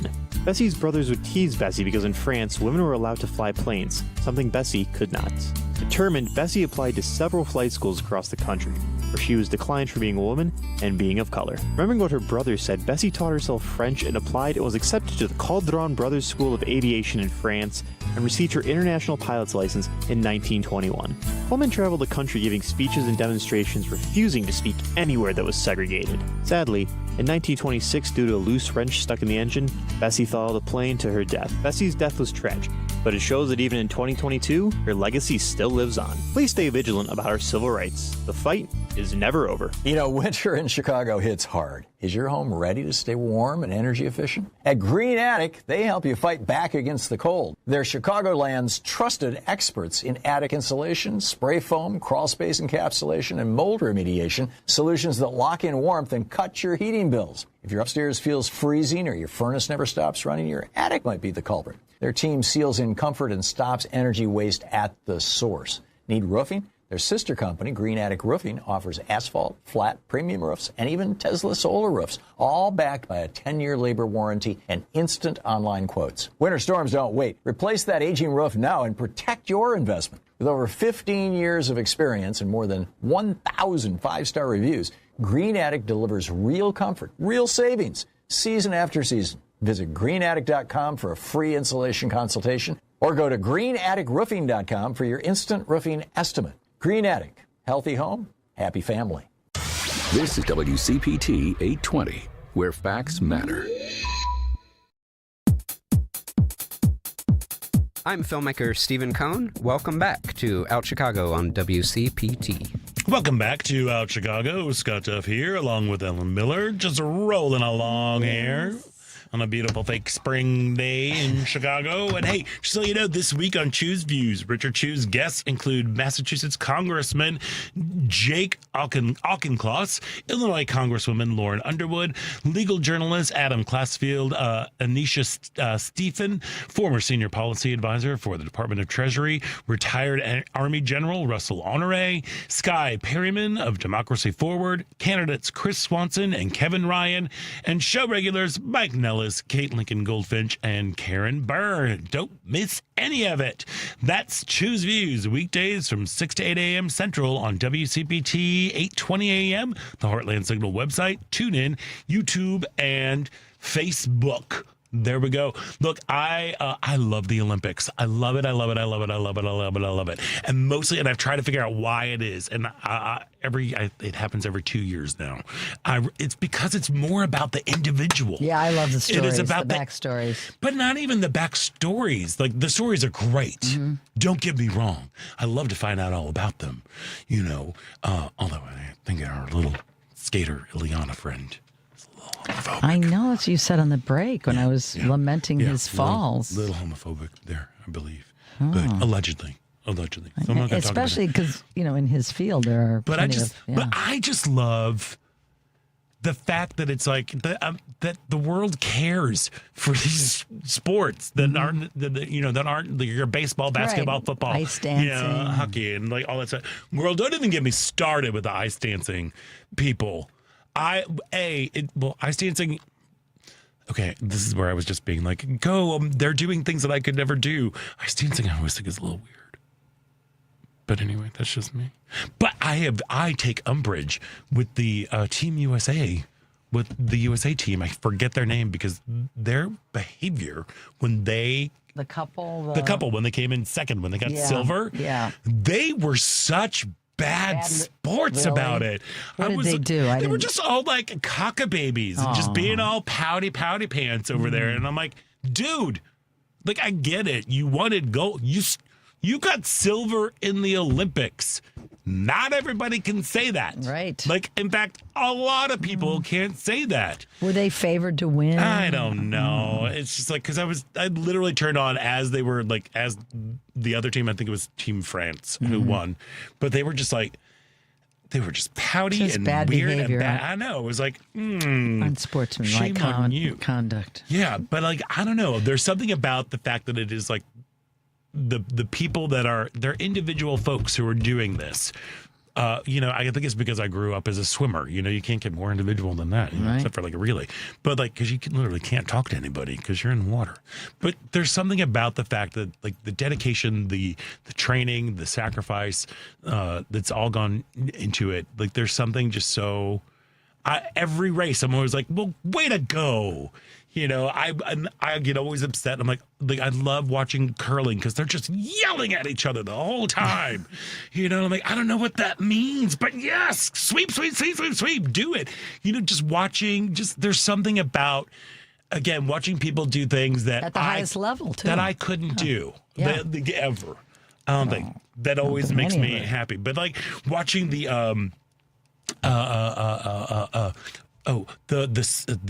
he was a slalom. Was this alpine skiing? The guy from Brazil. He won Brazil's first gold medal in the Winter Olympics. In fact, he won the first gold medal in Winter Olympics in all of South America. Oh my goodness! I know. That's big. And watching him win, like there was this barbaric yelp that came out of him. Like he finished the race, his time came up, and it was just like there was something primal that came out of him as they stood in front of the crowd. And it was just, I'm like, dude, you mean that? You really mean that? And he and his dad just like cried. High emotion for sure. Yeah, there's just something that's so exciting. Although I do one little note. Hey, NBC, if you're listening, and I know you are, you got to chill out with like every single one of these little get to know you stories. You know, they're all like every single one of them. They lean in hard on the sacrifice stuff. Like it's all. It sounds awful. They're like, I've had to give up so much, and I like the amount of blood, sweat, tears, the injuries, the sacrifices I've had, the financial burden. I'm like, whoa. Like we get it. I get it. But this is just. I mean, it's true. They go through 100% a lot, and I think that some people lose sight of, they see the finished product, but they're keeping it in context of what it takes to get there is just. It's a lot. It is lot. incredible. The amount of the dedication, the discipline, the focus, and the fire. It's just great. Like Chloe Kim. She was a snowboarder. Yeah. Did you see any of the snowboarding? I did see some snowboarding. See, now she's a class act. She got second. She got silver. And what did she do? She went over to all the other people and just gave them hugs. Thank you, Chloe. Yeah. Thank you, Chloe. She's a woman. She's got it. She's got it going on. Well, the ice dancing gal, she was the biggest poopy pants of the two. I'm telling you, sportsmanship. We need sportsmanship. I get that it's the Olympics, so I get, yes, 100%. So of course, like the composure needs to be there, but I guess there's a glaring controversy with the scoring of that judge. Yeah, that was my next question. Was there a controversy that Yes, spurred a them to be French mad? judge mysteriously voted very high for the French pair that ended up winning it. Then I understand a little bit. Then are we also going to get into Crotchgate?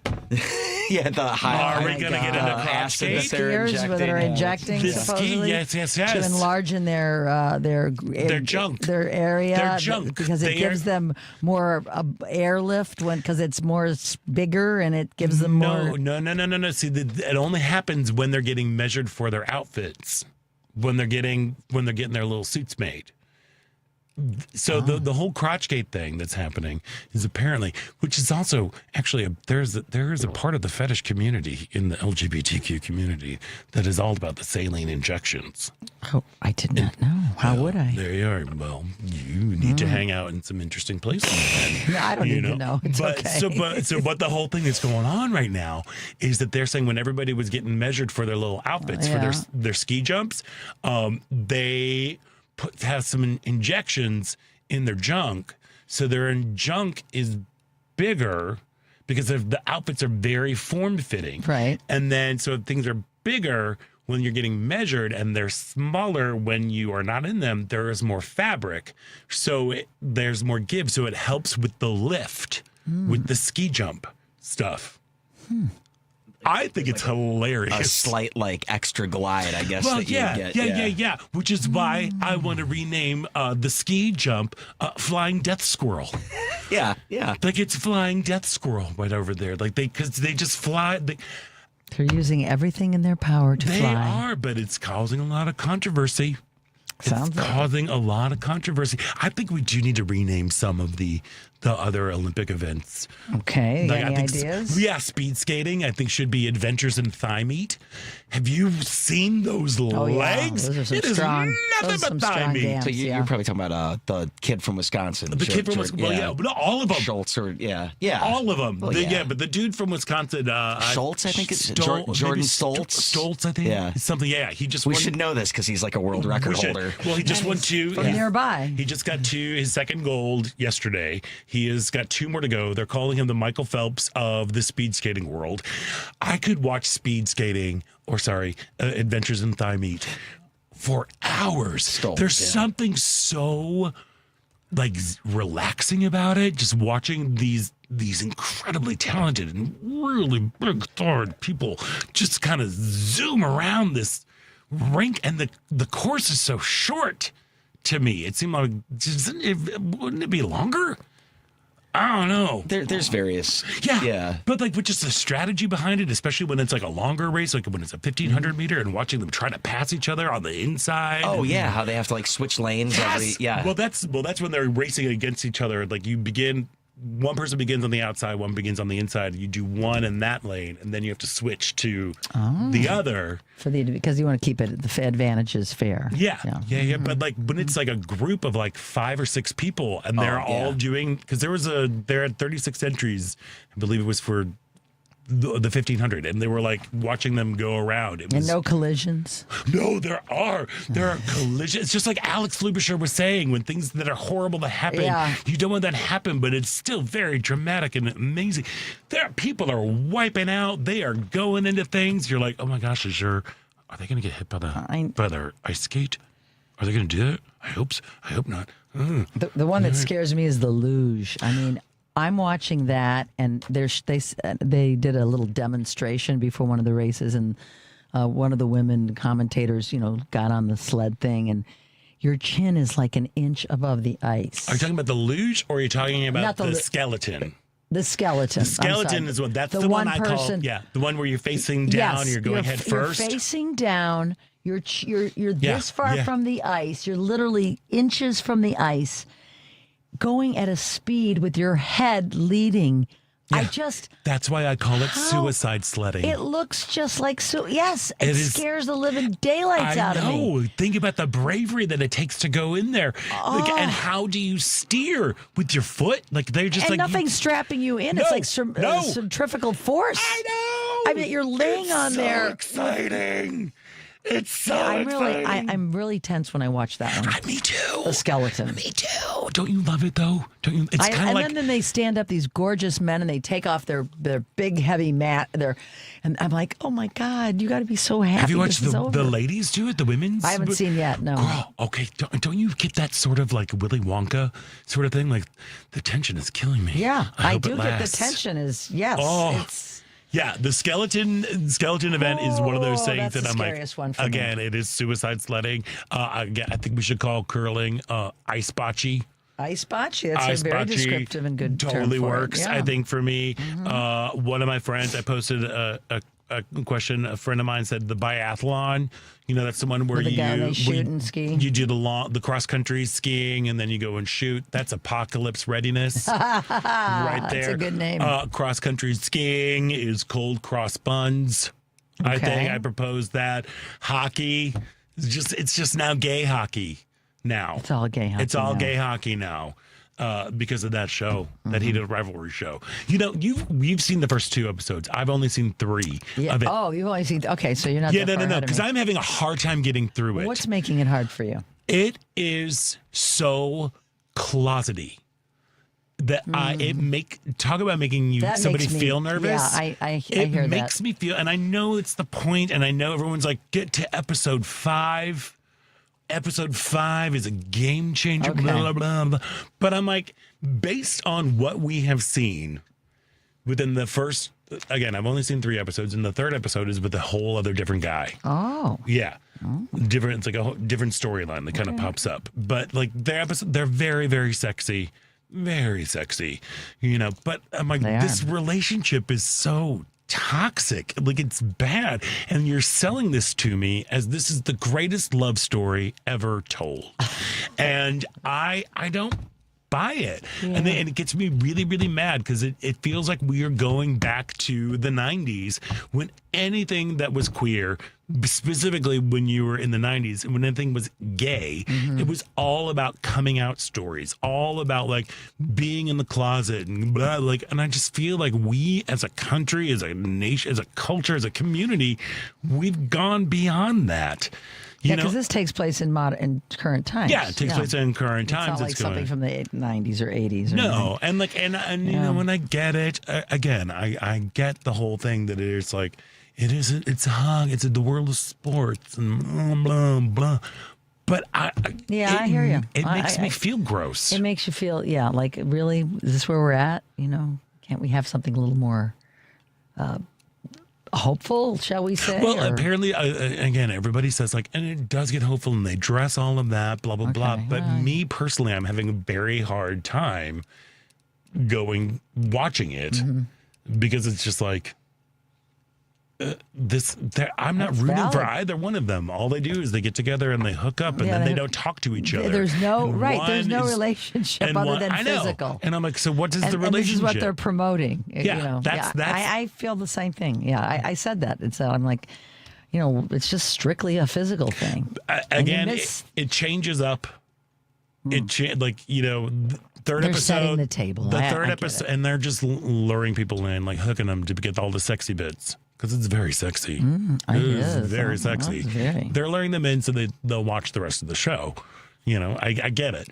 But it's just, for me, it's been really, really hard. We'll see if we can get through a couple more. The third episode was the best one of the ones that I've seen. But it's like, I don't know. I don't feel like... I'm sure other people feel that way, too. I guess. No, actually, I don't think they do. No, Every time I talk to somebody, and it's oddly enough, lesbians love the gay hockey show. They love it. Every single one of my lesbian friends are like, oh. I'm like, except for you. They were like... But they've all been, you haven't watched it? You got to watch. I'm like, I'm having a hard time. And then I tell them, and they're like, oh, okay. Yeah, I get it. I see that. I'm like, okay, great. I don't know. To each their own. To each their own. To each their own. And actually, and also to each their Joan.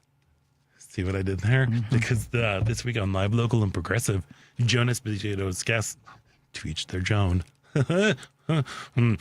Jones' guests include Indivisible co-founder Ezra Levin, retired Army Major General Randy Manner, Margaret Donovan, former assistant U.S. attorney for the District of Connecticut, and former captain in the Judge Advocate General Corps, gun control activist David Hogg, and Juliet Jeske of Decoding Fox News. That's Live, Local, and Progressive, weekdays from 2 to 5 p.m. Central on WCPT 820 AM, heartlandsignal.com, and tune in. So that's what you can get. Lots to look forward to. Lots to look forward to. And we're going to look forward to a break right now. So we're going to take a quick break. And when we come back, it is the final thrilling show-stopping moments about Chicago right here on WCPT Heartland Signal.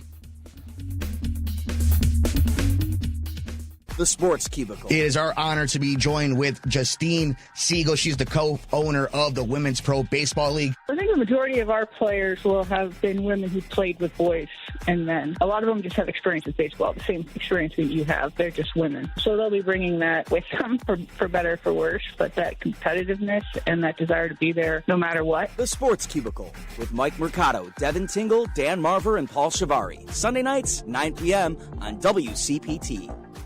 Dive deeper into the heart of the news and stories at WCPT 820 and across the Midwest by checking out our website, heartlandsignal.com. It's the coverage I can count on every time. For the latest news updates, in-depth analysis, compelling stories, comprehensive election coverage, live streams, and thought-provoking opinions, head to heartlandsignal.com. When I need to know, they're there. They keep me informed and updated wherever I am. Stay informed with WCPT 820, your go-to source for where facts matter.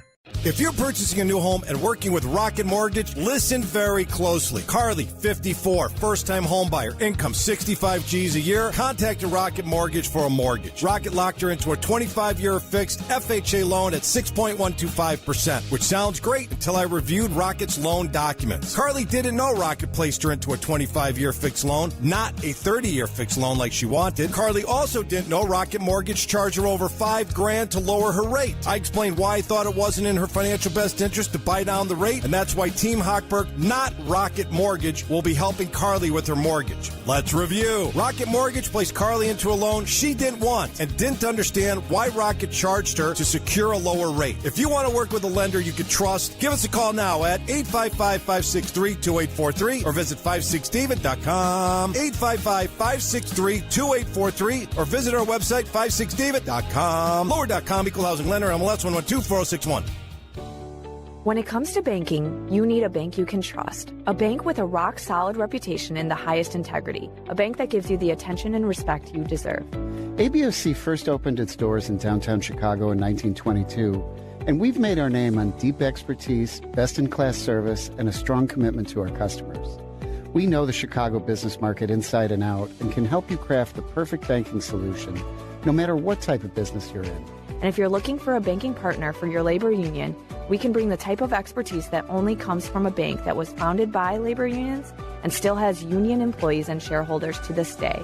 Whether you need a deposit account, loan, trust services, or investment management, ABOC has you covered. Let's work together to manage your finances today while planning for a better tomorrow. ABOC, a bank built on a strong foundation. Visit aboc.com to learn more. Member FDIC. You're listening to WCPT 820 because facts matter. Welcome back to Out Chicago on Chicago's Progressive Talk. Can I get you another Bellini? Why, 100% you can. Thank you so much, Stephanie Miller. Welcome back to Out Chicago.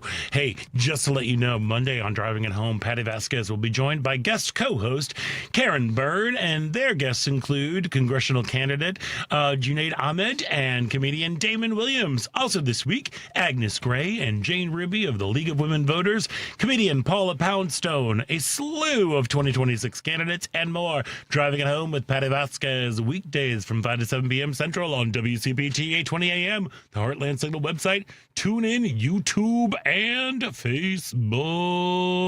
Ooh, speaking of Facebook, if you haven't already, you can follow Heartland Signal and on X, Facebook, TikTok, Instagram, Threads, and Heartland Signal. That's all one word. That's where it's at Heartland Signal. We got to get off of X and TikTok. We just have to. Sorry. We meaning the world? I think no. Well, the world, but I think also us. I'm already off of it. Oh, I know. But I mean, I don't know. Just saying. Anyway, that was my little editorial thread. I do not reflect the opinions of the station, whatever that verbiage is. But you can follow us. But you might also like to know that Heartland Signal has a brand new free newsletter. Every week, Heartland Signal's head of research, Aaron Kleiman, delivers Radio Free America, highlighting stories that matter in state politics but aren't getting enough attention. So subscribe today at heartlandsignal.com/newsletters. There we go. I had the weirdest thing happen to me this week. I've had a couple weird things happen to me this week at work, at the snack factory. So there I was. Mm-hmm. At the register, just doing the beeps and boops, checking somebody out. And then all of a sudden, from behind me, I feel two hands tickling my side. And I'm like, who's touching me? What's going on? While I'm working. I know. I'm in the middle of doing something. And then I turn around and it was a customer. That you didn't know? No, she comes in all the time, but she's like, I saw you and I didn't want to, you were over there and I didn't get a chance to see you and I just want to make sure I got to see you before I left. You're like a cuddly bunny she can't keep her hands off I know, but I'm like, lady, I don't know your name. Why are you touching me? That would drive me crazy. I do not like people touching me, especially if I don't know them. If you don't know them, I'm like, why are you touching me? Never liked that. It's so weird. It's just like, it's odd. Like I'm a grown man. But she feels such familiarity with you. Maybe she listens to the show. She sees you at Trader Joe's. Okay, well then if she does, don't touch me like that. That's weird. She can't help herself. She just wants to tickle you like a little puppy. What if you got tickled like a little puppy? I would not what would you it. do? Would you turn around and clock him? I go, excuse me? Yeah.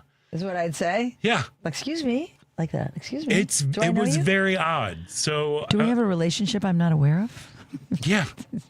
I was like, I don't like that either. I don't like to be touched by surprise. Me either. And years ago when I was really young and juicy, I would get touched all the time waiting tables. And I remember going to my lesbian boss and she's like, they just whatever. Take it as a compliment. I'm like, what? What? I don't know. And then as I was getting into my car, there were two regulars who, I'm like, we have a Subaru, it's a car, and I was getting into it, and this couple, they're like, oh, we thought you were just a poor grocery worker. What? Yeah. People say the weirdest things. That is There's definitely unnerving. like That is again, not like cool. I said, there is a classist sort of thing that's going on that happens when you work retail or when you work customer service and when you're doing things that because you have a name tag that you are dumb. Private property. That you are dumb. Public property. Yeah, and public property. Yeah. And financially challenged. I'm like, what? It's That's appalling. really- Like I remember people like talking about going to the Joffrey, and they was like, oh, I'm going to this Joffrey Ballet, and I knew that. I'm like, and the program is blah. And she went, how do you know about ballet? And I'm like, I'm just because I work there doesn't mean I don't have a brain or don't have appreciation for the arts. Anyway, that I'm just gonna get off my little soapbox on that. So disturbing, folks. When you're out there in the world, and say you have somebody a business that you frequent regularly, and there's a person there, make sure that if you know their name, if they don't know your name, then don't touch them. Don't touch them. There we go. That's all I'm I mean, to a say. lot of people today say, "Can I give you a hug?" And you're like, "Of course." 100%. But it's nice that they ask. Because there's also there's some weird, some heavy stuff. People will tell you sometimes checking people out at a grocery store is like being a bartender. Oh yeah, And they'll You hear tell you people's some. problems They'll tell and you things. some stuff. Yeah. And like Being there a have been times hairdresser. that I'm kind of like, hey, can I give you a hug? Like I always Right, you ask ask, before I do. yes. And Which is- anyway, look, there was Dawson died. James Vanderbeek died Very at sad. 48. Very sad. It was so weird. Like, here's the thing. I wasn't like the biggest, I didn't hate James Vanderbeek, but I wasn't like the huge, big James Vanderbeek. That show was not on my radar, of course. It was on my radar because it was like the right demographic for it when it came out. And I also had a friend of mine who worked on it, who now runs Hollywood. Wow. Right now. Yeah. Greg Berlanti. He started out. I've heard that name. He's behind like Lots of Brothers things. and Sisters Yeah. and all of that stuff. Sure. He started out as a writer on Dawson's Creek, and he was like one of my first college friends. It was like, oh, good on you.